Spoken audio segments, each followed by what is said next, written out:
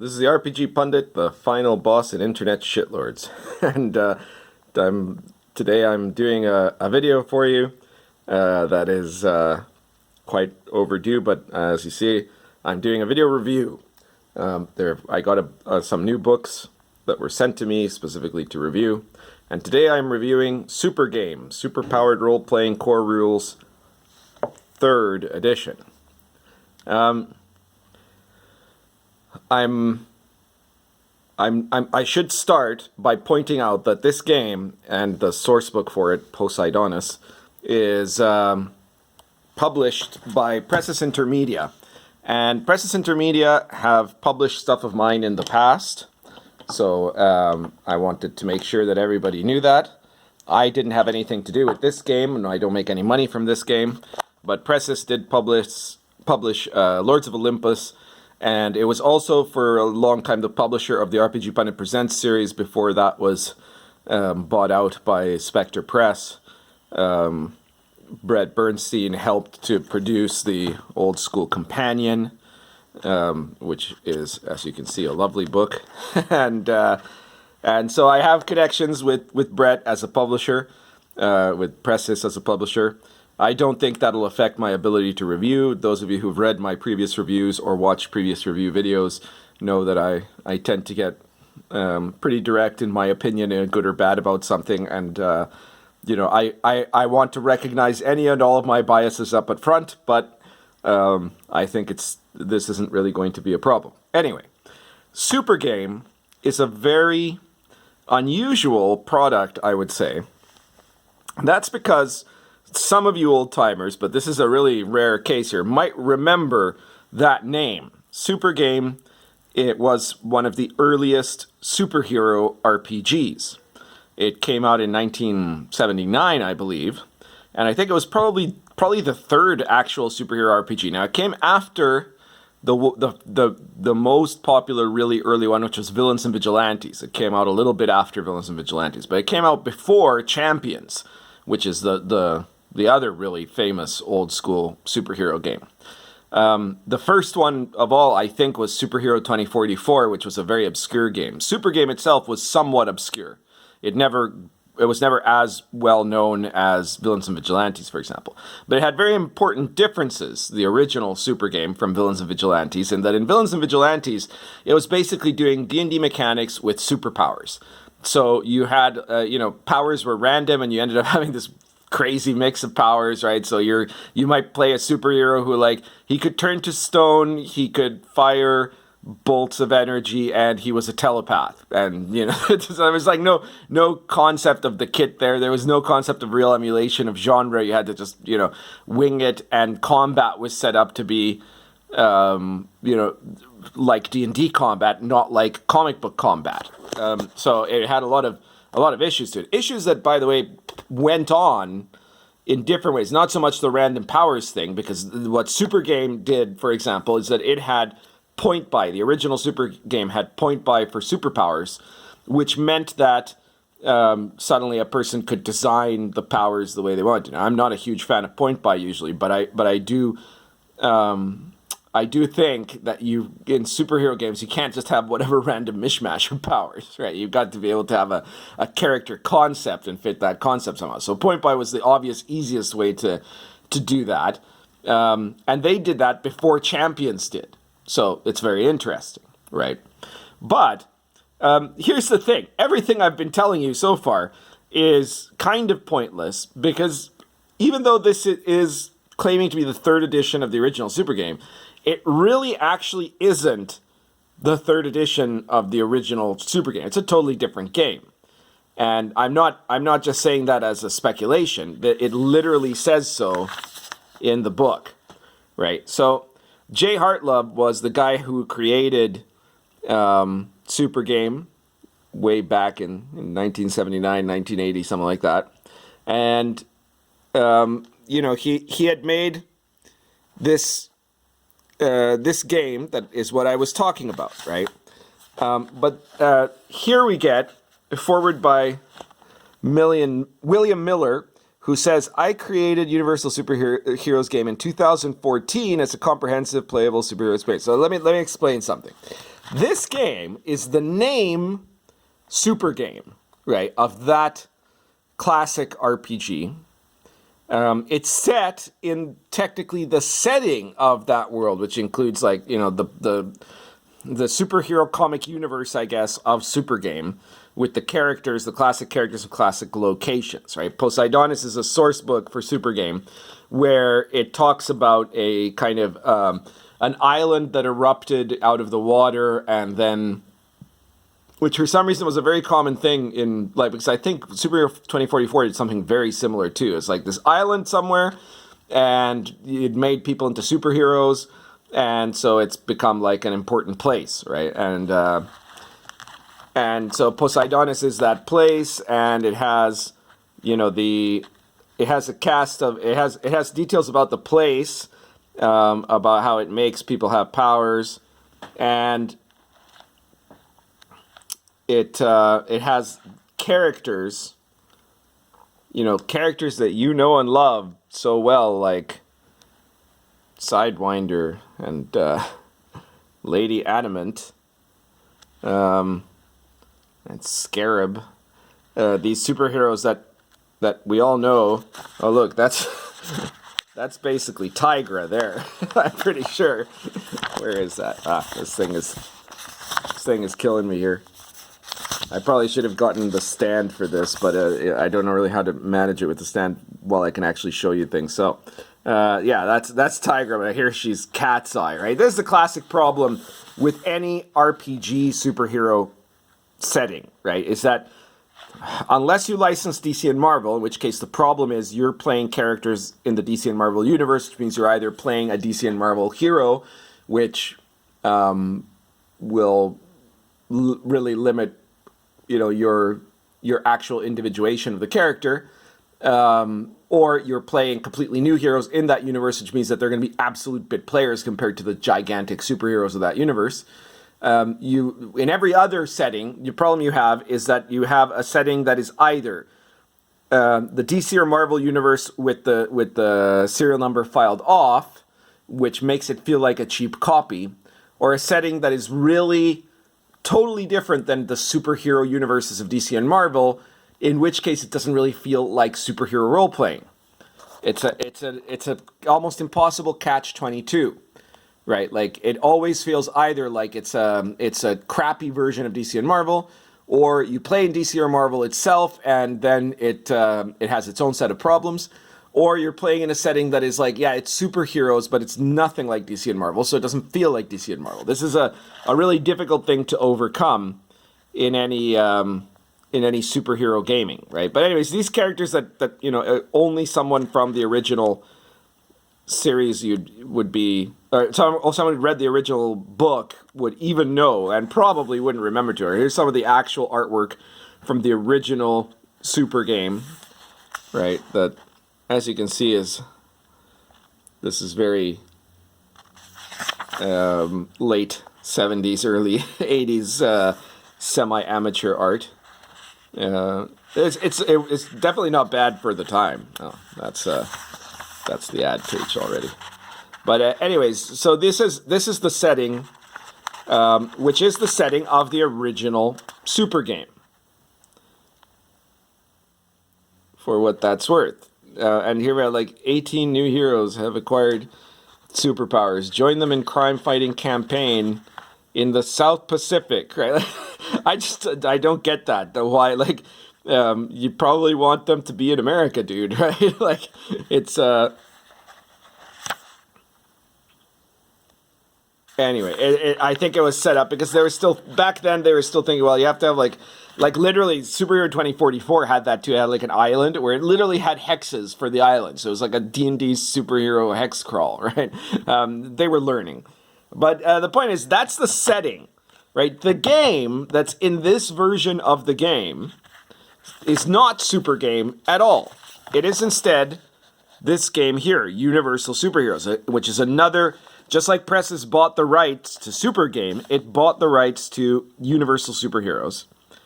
And they decided to put it into the setting of Supergame, because I guess they decided that the classic rules that they weren't modern enough, and so instead we're gonna just take the setting of Supergame, which, really, does anyone care about the setting of Supergame? I'm very sorry to the people who created the setting of Supergame, but it's not going to change the world. It seems quite old-fashioned in a way, not in the sense of old-fashioned comic book superhero, in which it does also, right? It feels like very much like very early 80s comic books, but there's nothing really bad about that exactly, because that was, to me, like one of the best last ages of good comics was the pre-crisis DC and late 70s, early 80s Marvel were pretty badass. But it feels like very old-fashioned in terms of an RPG setting, right? It doesn't feel like it doesn't have any of the things that the superhero universes of Mutants and Masterminds or Silver Age Sentinels would have, to say nothing of the sort of stuff that you would get in a Marvel or DC superhero RPG today. So anyways, this new system that is not anything, that has no relation to the old Supergame, is basically a kind of fudge variant, right? It's a Fate style variant, right? So you can roll with fudge dice or a d6 minus d6, which is what Icons does, or you can do a table with 2d10, which is kind of what the Masterbook system did. And any of those mechanics will actually work. This is interesting, obviously, because the latest and most popular, recent superhero game is Icons. And Icons uses that exact same system. And in fact, most of what I see in the mechanics of this system is that it's very similar to Icons in a way. It's a kind of Icons ultra light. You design a concept for your character first, right? Which is good. Then you pick an origin of the character, whether they're a prodigy, a mutant, technological, magical, celestial, otherworldly, etc. You choose a nature for the character. So, like, what is it that motivates them? Are they blah, blah, blah, duty-bound, loner, etc.? You pick ability ratings. The two primary ability ratings are fitness and insight. And the minimum rating is 1.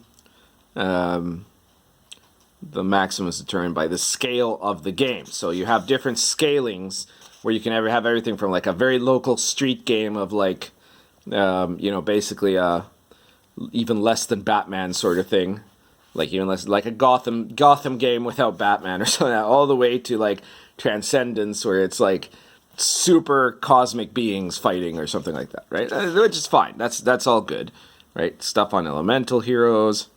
You choose certain knacks that can provide increases for particular things that you're attempting to do.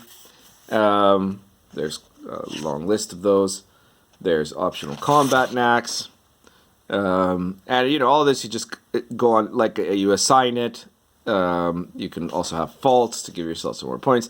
And then you pick powers, which are here. That is the important part. They all belong to a power cluster, which defines their base effectiveness. They use either fitness or insight ratings. And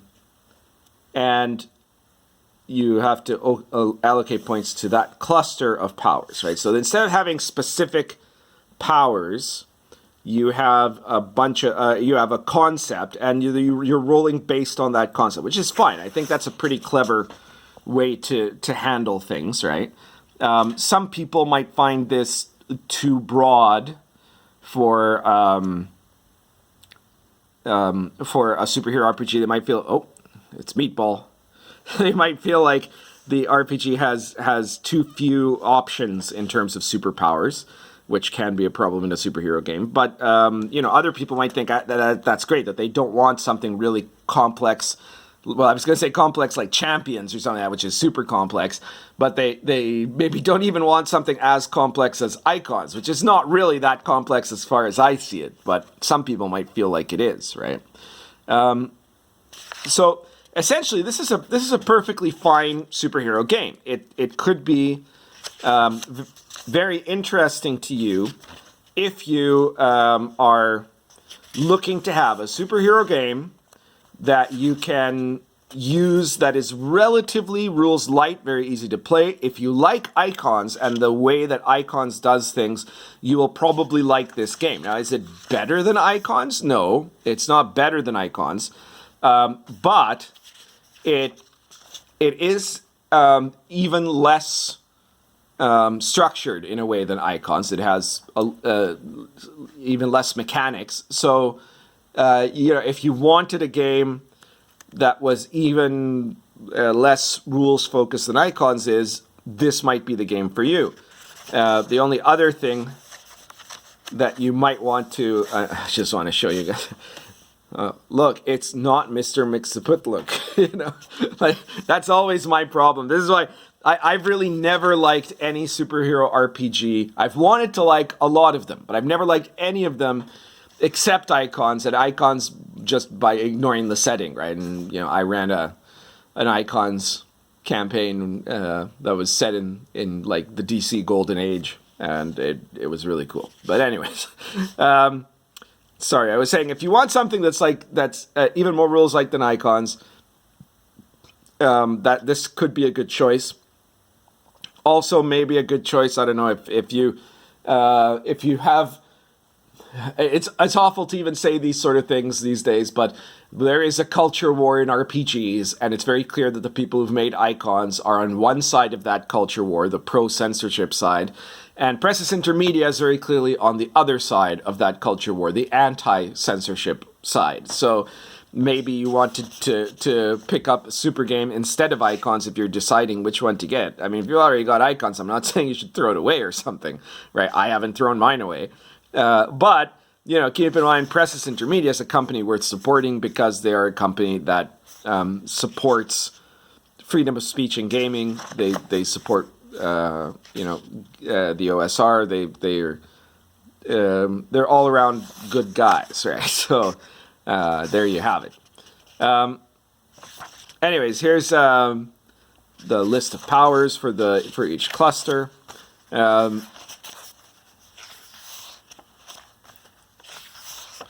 And again, this is a perfectly fine game. Now, if you were looking for the original Supergame, this is not it, right?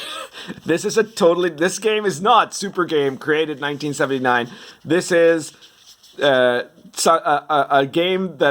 relatively unknown game that was published in 2014, murdered Supergame, skinned it, and then is now wearing its skin on top of its face, okay? With help from Presses Intermedia.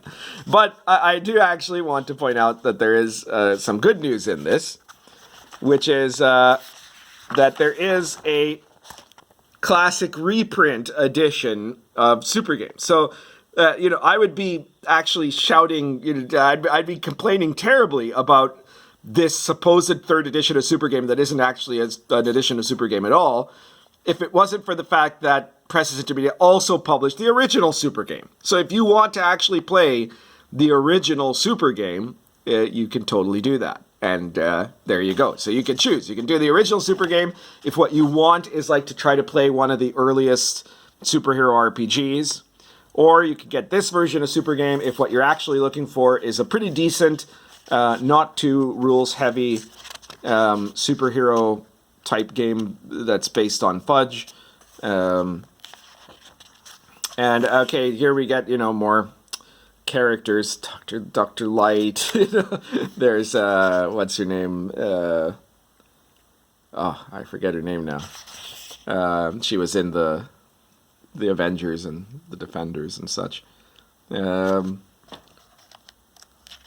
Dr. Druid or whatever, yeah, like again, I've never been a fan of the settings. I would be astounded if someone ever produced a superhero setting like a setting source book, and I thought it was incredible because it can't be, because the interesting thing about DC and Marvel comics is that they weren't just created out of nothing, right? They were a product of decades and decades of publishing, building up lore and stuff like that. So you can't compete with them, right?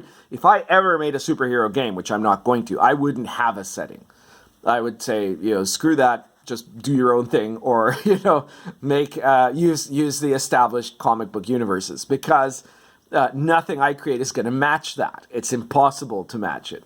You could make a game with superpowers that is totally different from that. Again, you could do something like some like a lot of there's some TV shows now that are like, yeah, it's superheroes, but they're not really doing anything normally superhero-y. Or like what Alan Moore did with Watchmen. They were superheroes. It was a superhero universe. It was even a commentary on superhero comics. But it had no real. It wasn't really about being superheroes. It was something very different. And there's a few other comics that you could put into it. There are a lot of sci-fi stories in comics that have superpowers but are really a sci-fi story and not a superhero story. You could do stuff like that, but you can't really do a conventional, comic book universe and expect it to be any good. So that's basically my commentary about Supergame, about Poseidonis. Poseidonis, really, unless you're desperate to play the setting of the original Superhero 2044, the island of Poseidonis, I would probably pass on it, to be honest. There's a lot of setting information there, but what's the point of having a setting that either make your own setting or play in the comic universe? And this isn't a comic specifically. I'm not saying Poseidonis specifically is a crappier setting than others. It's perfectly fine. It's just that all superhero settings, to me, they just seem so pointless. I'm sorry.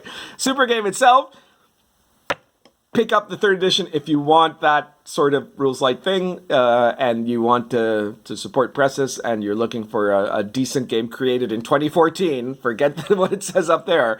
Or pick up the classic reprint of Supergame if you want to try out one of the earliest superhero games. Now back, thanks to Presses Intermedia, which, by the way, have done a lot of that stuff. They've gotten some really obscure games from the 70s and the early 80s, and they're starting to reprint them. And that's a huge service, because those are games that are, games some of us might have heard of but never gotten to play, and they're like really hard to find now, and he's publishing them again. So I'm going to be reviewing another one of them fairly shortly. That's very cool. It's very cool of Presses that they're doing that. I guess that's it for today. Now, if you're not really more into the OSR stuff, then be sure to check out stuff that Presses Intermedia has participated in making as well, like the Old School Companion, which is a game I make money off of. So if you want to support me, you could support my Patreon page as long as Patreon still exists. But if you really want to get something back, then what you should do is buy my stuff, like my books, like the Old School Companion or RPGPundit Presents. Many of the earliest issues were, most of the original run was made by Presses Intermedia also. And those RPGPundit Presents are PDF classic books that you can purchase for between 99 cents and maybe $5, and you get something really interesting for your OSR play, but you also are sending me some cash, which helps me be motivated to keep making these kind of videos, including these useful and interesting reviews, but also my more regular ranting videos, which I'm sure a lot of you love. Besides that, be sure to share this video everywhere you can. Hit the subscribe button if you haven't subscribed yet. Click the notification bell so you find out when I sporadically release videos. I know that I've been very back and forth lately, mostly back, and that the fact that Inappropriate Characters is airing every 2 weeks now, and you should subscribe to Inappropriate Characters too, by the way, makes it's somehow disrupting my publication schedule for my regular YouTube channel, but I'm trying to keep it to once a week, and I know I didn't there, but we'll see what we can do. Anyways, I guess that's everything. Share this everywhere. Pick up my books. You'll really enjoy them. Pick up Supergame or Poseidonis if my review was convincing to you, or if you think I'm full of crap. And that's it for today.